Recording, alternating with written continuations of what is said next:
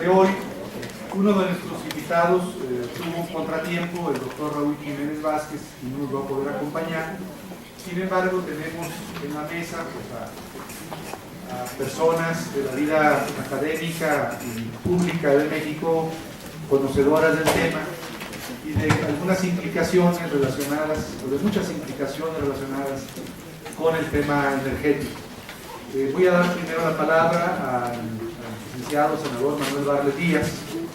Todos lo conocemos, él es licenciado en Derecho por esta universidad, tiene estudios de posgrado en Francia y en la Gran Bretaña, ha sido profesor de Teoría General del Estado en la Facultad de Derecho de la UNAM, fue secretario de Gobernación, secretario de Educación Pública, gobernador del Estado de Puebla, senador y presidente de la Comisión de Puntos Constitucionales del Senado en la legislatura 58 y 59, o sea 2000-2006, y actualmente es senador y coordinador de la fracción del PT en el Senado de la República, del Partido del Trabajo.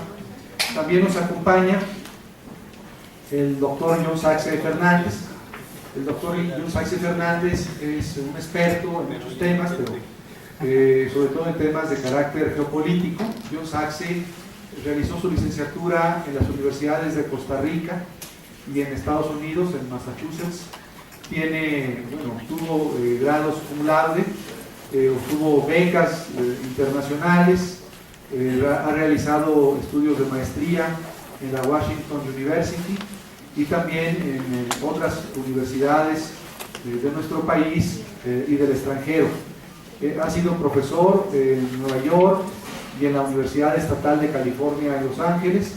Ha sido director del proyecto Lázaro Cárdenas sobre la condición estratégica del petróleo mexicano, que es una investigación patrocinada por CONACYT, la UNAM y Pemex.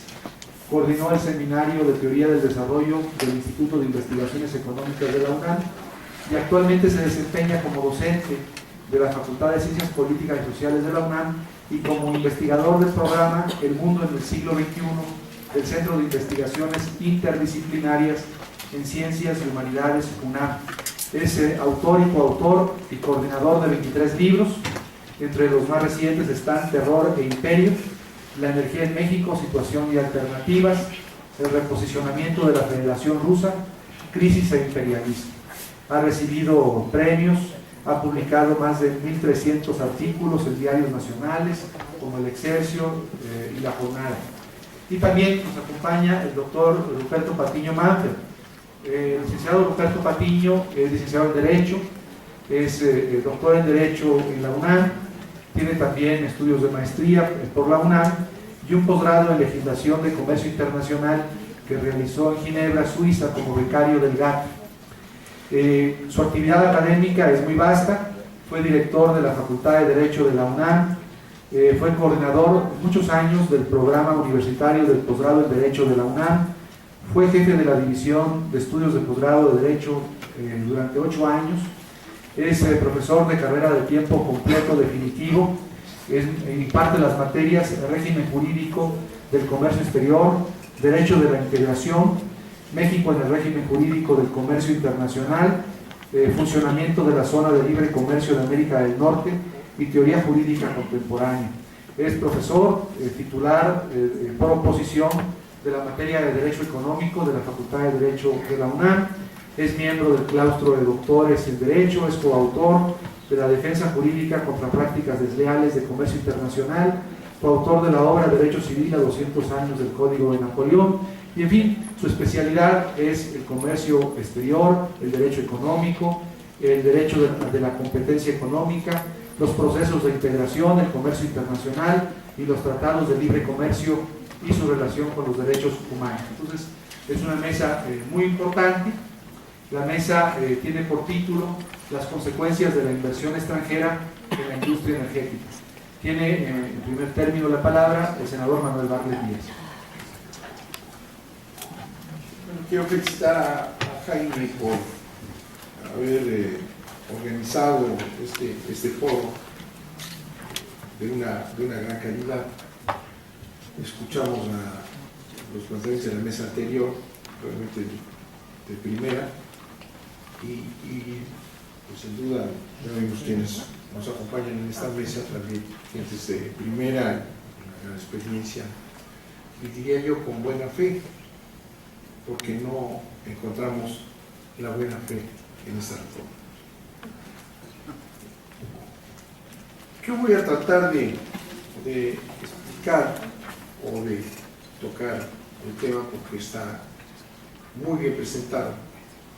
La historia del petróleo, que aquí se narró desde el punto de vista jurídico, para formar a la Constitución de 1917, pues hasta 2008 y hoy.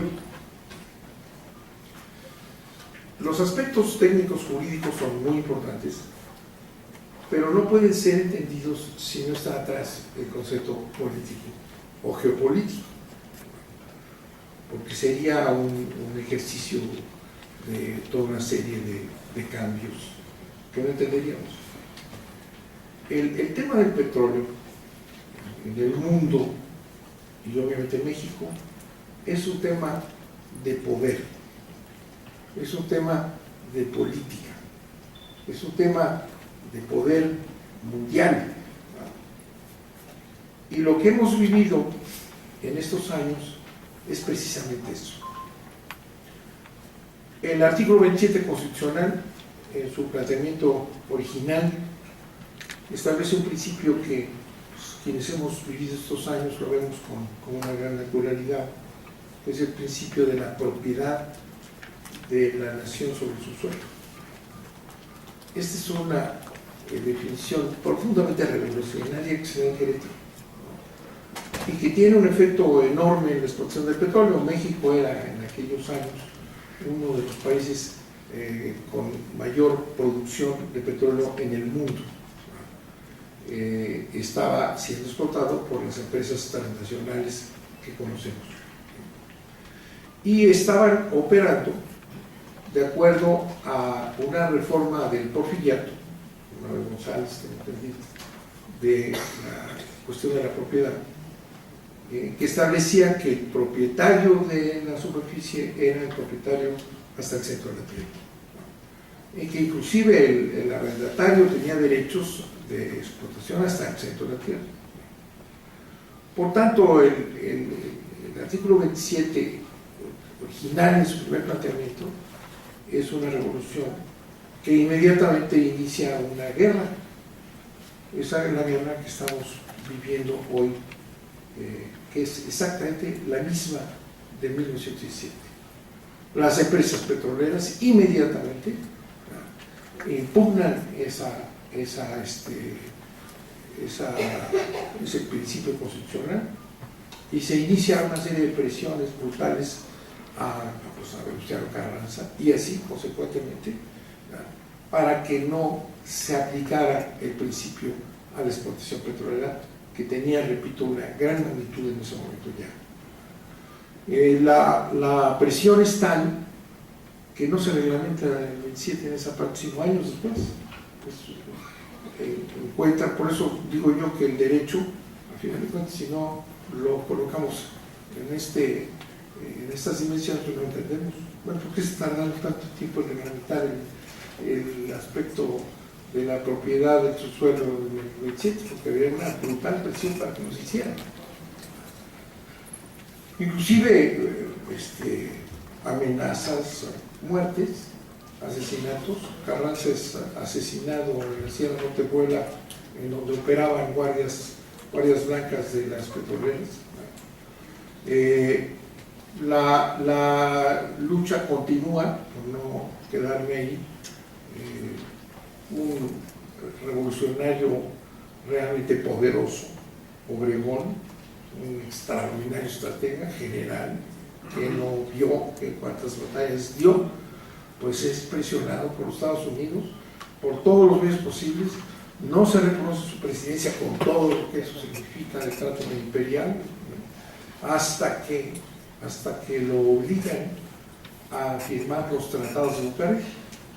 En los tratados de Bucarest se establecen el primer punto es pues negociaciones directamente de personas que enviaba el presidente de Estados Unidos. El primer punto es no se aplicará retroactivamente la reforma o el contenido del artículo 27. Es decir, no se les va a aplicar a las petroleras. Y era pues de una enorme importancia porque desde que se empezó a descubrir el petróleo, ¿verdad?, estas empresas, con su experiencia y su dominio ya geológico por su experiencia en Estados Unidos fundamentalmente, se habían ya agenciado las mejores tierras en el área petrolera. Son las selváticas, algunos pueblos por ahí, pero ya tenían un dominio de prácticamente todo el Golfo de México. En consecuencia, si lograban, como lo lograron momentáneamente o por un periodo, que no se aplicara el artículo 27 constitucional retroactivamente, pues entonces eran dueños del petróleo mexicano. Afortunadamente hemos tenido altas y bajas, y aquí se explicó cómo llegamos a la expropiación petrolera y a la explicar lo que motivó otra vez presiones, amenazas, etc. Y cómo Cárdenas, que esto es muy interesante y tal vez insistir en ello, porque Cárdenas es la esencia de la reforma de Peña Nieto. La interpretación perversa que hacen de Cárdenas y las acciones y la visión de Cárdenas en la industria petrolera está en la iniciativa de reforma de Peña Nieto como la gran justificación de no solamente de la privatización, sino la desnacionalización del petróleo. Cárdenas expropia, se queda el Estado con la empresa y la empieza a manejar. La duración de la presidencia entonces era de 4 años. Ya casi al final de su periodo manda una iniciativa de reforma constitucional que aquí se comentó.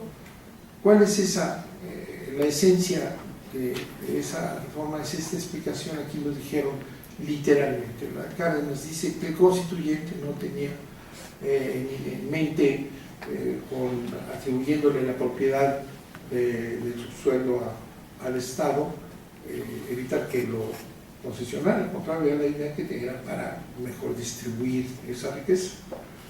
Y él dice, bueno, después de la experiencia de él, de quien expropió y aguantó las presiones y las amenazas y las embajadas permanentes, dice, no conviene que en esencia, dice, si ya los echamos por fuera, dice, no conviene que vuelvan otra vez a apoderarse y a posesionarse de petróleo, porque no coinciden los intereses de ellos y los nuestros. Lo dice en un lenguaje más suave, pero los intereses de las empresas petroleras no son los intereses del país. Ahí está la concepción clara del petróleo como una materia estratégica fundamental de seguridad nacional, en ese principio de las Cárdenas. Hay aquí una confusión a continuación. Esta reforma constitucional, que es la que verdaderamente nacionaliza el petróleo, porque la expropiación fue con base en la ley de expropiación, es un acto jurídico en contra de desacatos de empresas extranjeras, pero la verdadera nacionalización está en esta reforma que sigue todavía ahí está. Es de declarar que la explotación exclusiva debe estar en manos del Estado. En ese momento, habrá que entender lo que pasaba. Estaban creando algo absolutamente novedoso, un movimiento revolucionario, nacionalista fundamentalmente, entre petróleo, tierras, cultura, etcétera. Pues se quedan con las empresas petroleras y se empiezan a explotar. ¿Y qué era lo importante entonces? Mantener la explotación en manos del Estado. Y ahí es donde entra la reforma, esta nueva ley reglamentaria del 27, en donde aparece eso que se menciona aquí, que se permite la colaboración del sector privado, con una serie de limitaciones que no mencionan hoy. Las limitaciones eran, no se permite la inversión extranjera. Podemos acudir a la participación privada, pero de empresas estrictamente mexicanas, no empresas de acciones, sino mexicanas, e inversionistas mexicanos. ¿Por qué se hace esta situación? Por un lado se dice, esto es exclusivo, la exposición es exclusiva de esto.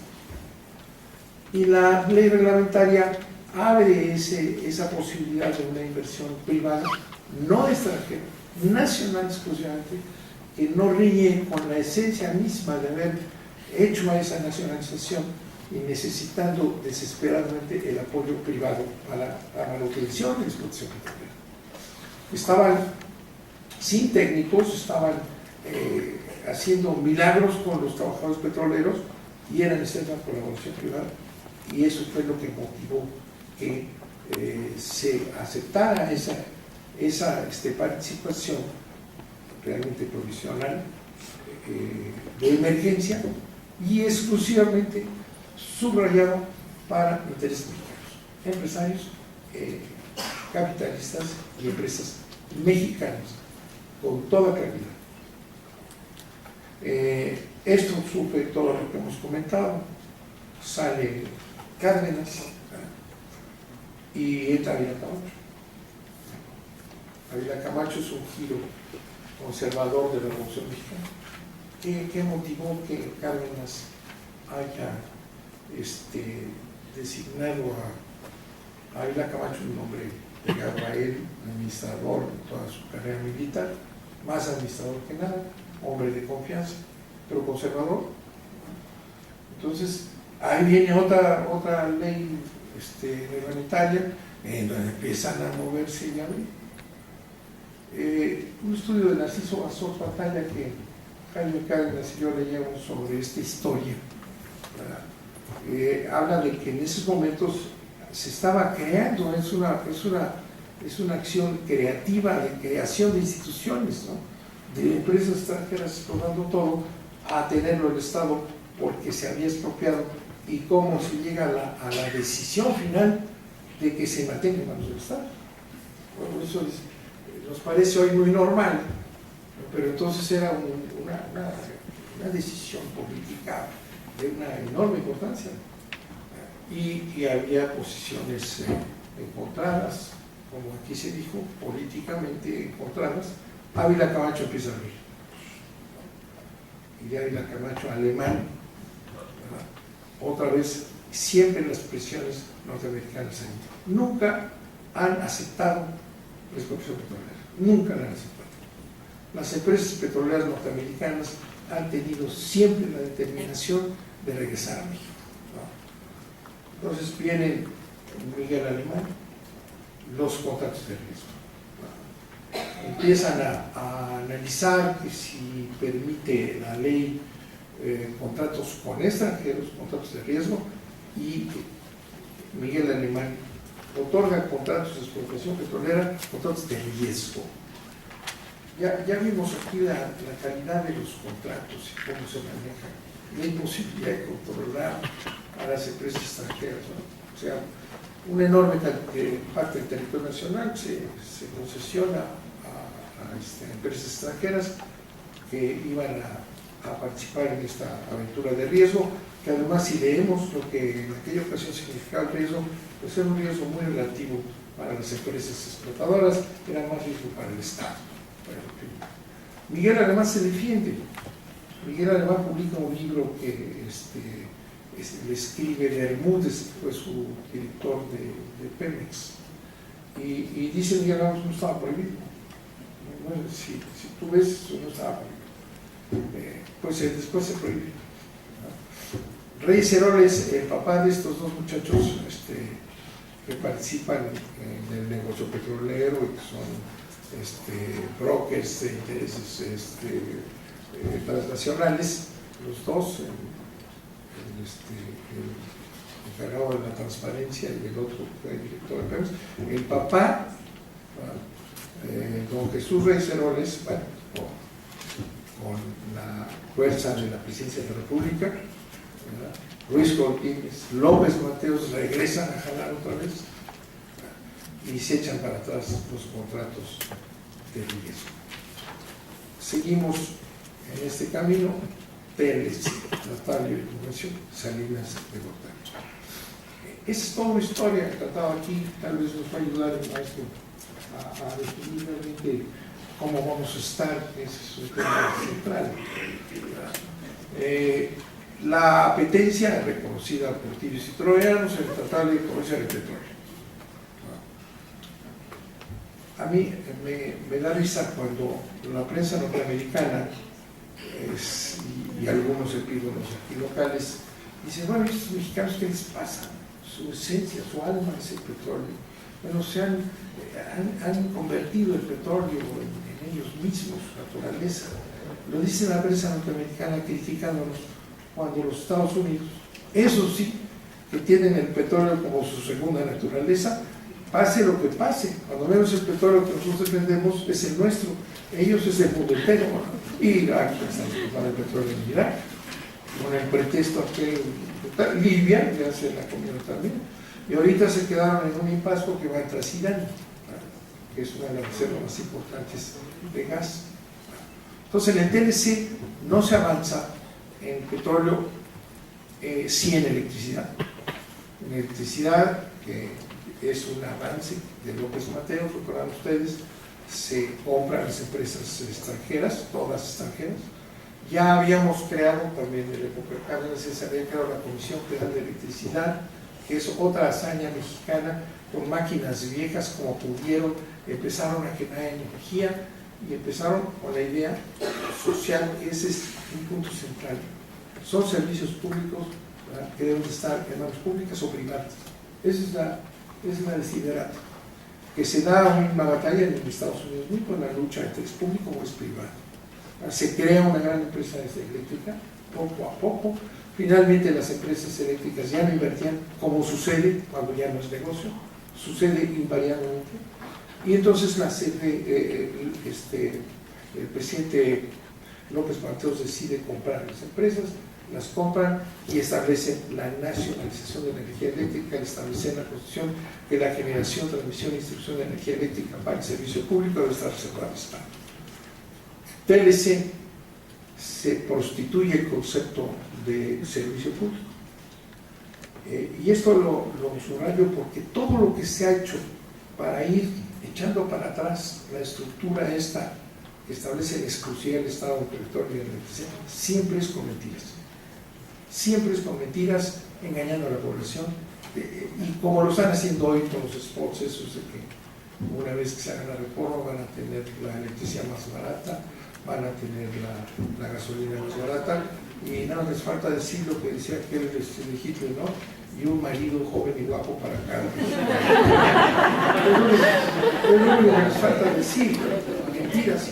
Bueno, ahí en el TLC se avanza y establece que no es servicio público exportar e importar, que no es servicio público la generación, para la autogeneración, que no es servicio público, una serie de prostituciones del concepto servicio público, e inmediatamente sale la ley de Salinas que reforma la ley del servicio público de energía eléctrica, metiendo esos conceptos, no es esto, e inmediatamente empiezan a entrar los extranjeros en la frontera, en la norte, en el sur y en todos lados.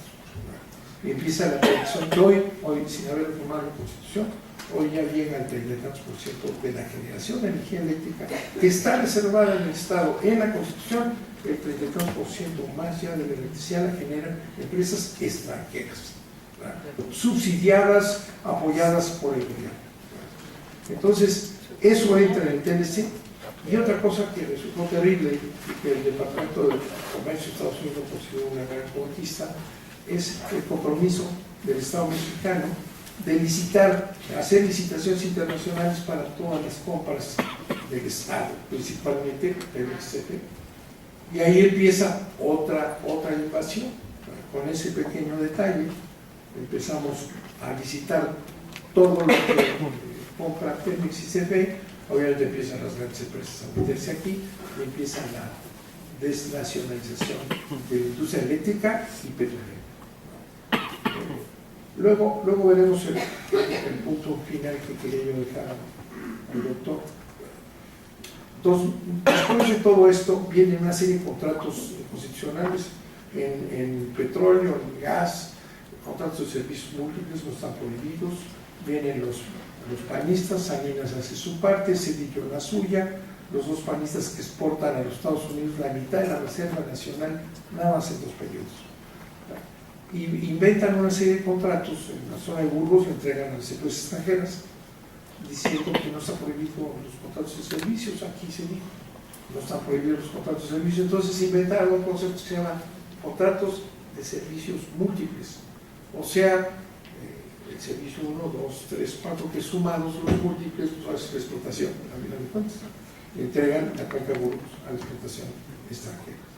Ya preparando todo este proceso ha sido para destruir a la estructura nacional de esas 2 empresas que son la 1 y la 2 del país, en capacidad, en renta, etc. Finalmente, en el 2008 se hace toda una campaña igualita a esta. Calderón inicia una reforma de Pemex, no lo hace todavía atacando o yendo hacia la reforma constitucional, pero esa reforma del 2008 que aprueban PAN, PRI y PRD le facultan una cosa tan simple. Además se crearon galimatías en la estructura organizativa de Pemex que les permiten hacer lo que querían siempre, contratos.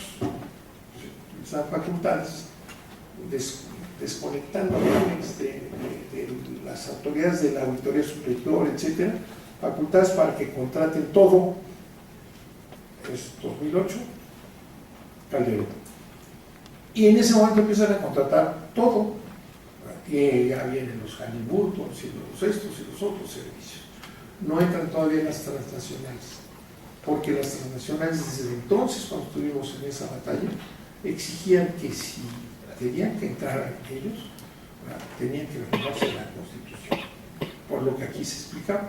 Pero entran todas las empresas de servicios a unos costos exorbitantes. Hoy están ya metidas por todos lados violando la Constitución. El paso final es Peña Nieto,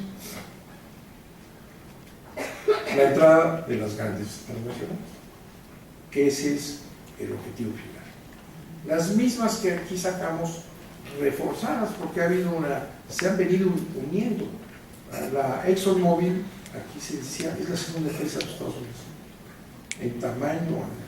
No tienen ellas ninguna reserva, no son dueños de reservas, se hacen de las reservas por los demás, ya sea como hemos visto en estos años que están en escuela ustedes, ¿verdad? Todas estas guerras imperiales de petróleo, sin duda, o está establecido en la literatura, o convenciendo, entre comillas, a los presidentes a que les abran las puertas, porque quienes tienen las reservas son las empresas nacionales y los países que tienen petróleo. Bueno, Peña Nieto es uno de esos convencidos, lo convencieron. Y lo convencieron desde antes que fuera candidato abierto, porque él, de una manera extraña, cuando estaba ya por ser declarado candidato del PRI, declara que México debe quitarse de ataduras ideológicas y que hay que ser pragmáticos y que hay que abrir a la inversión privada. Lo dijo, lo palomearon los Estados Unidos, ya candidato oficial, y luego no lo volvió a repetir hasta que ya tienen el poder. Entonces empieza a pasearse por todos lados para ofrecer lo que termina apareciendo en el New York Times, en el Wall Street Journal, en una visita que hace al G8, en donde les dice ahí que a los patriarcas del G8 que voy a reformar la Constitución de México para garantizarles a ustedes sus inversiones. Lo encueran los medios norteamericanos a propósito, ¿no? Porque como tiene un compromiso, lo sacan a la luz, no lo habían dicho, y le dicen: el señor dijo aquí, nos prometió a nosotros que va a reformar la Constitución para garantizarles los derechos a las inversiones extranjeras.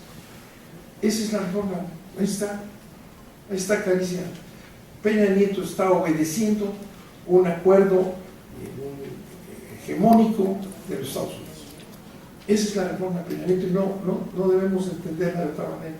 Todo lo técnico, pues sí está muy bien, que si es de compartido o no, que si es de inversión, ¿no? Aquí el asunto es: quítame de ahí esas cosas que me estorban desde hace muchos años, ¿verdad?, para que entremos como aquí y podamos obtener los recursos financieros, porque las empresas petroleras estas no son empresas, son brazos armados del imperialismo, son empresas oligárquicas a atender los intereses de ellos. Se reparten, unos estarán ahorita en el norte de Irak, otras están acá, otras están metidas en África, pero operan en conjunto para garantizarle al imperio la energía que necesita permanentemente. Dicen ahora, ya con esto voy a terminar, dicen ahora que es que Estados Unidos ya no necesita petróleo, o sea, ya tiene las rutitas, ¿verdad?, y el mar profundo que perforan como reyes por todos lados.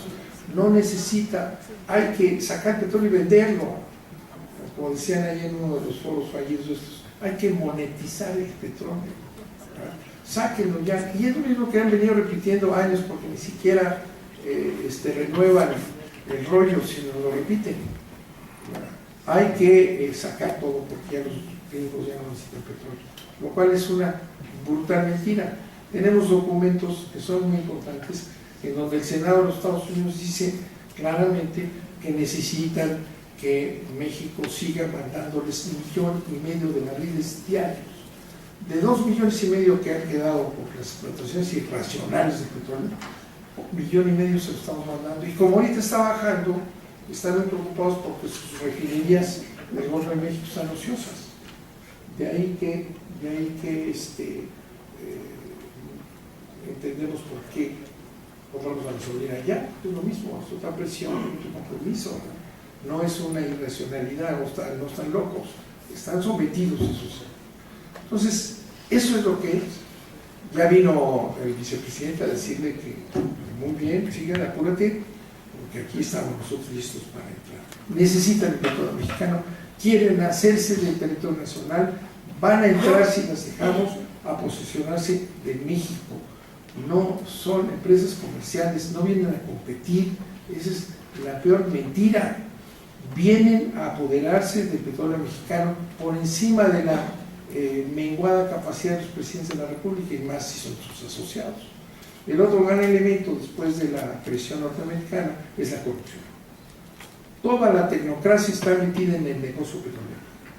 Así como Salinas se metió con Córdoba Montoya al negocio eléctrico inmediatamente que salió de ahí, que es la segunda renta nacional, así está el Videgaray con su expatrón o patrón Aspe, y las empresas como Centra, etcétera, manejadas por tecnócratas y ahora ya no son de la tecnocracia priista, ahora son también panistas, pero ya aprendieron a lo mismo, ¿no? Entre la corrupción de la élite mexicana y la presión norteamericana están empujando esa reforma. Ese es el...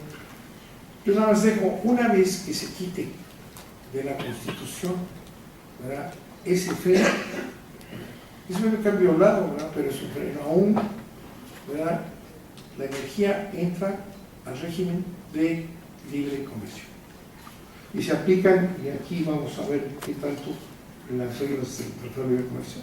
Entonces va a ser una mentira, no va a tener facultad alguna el gobierno mexicano para dirigir a empresas, inversiones que están protegidas por un sinnúmero de tratados y el Tratado de Libre Comercio. Muchas gracias por su atención.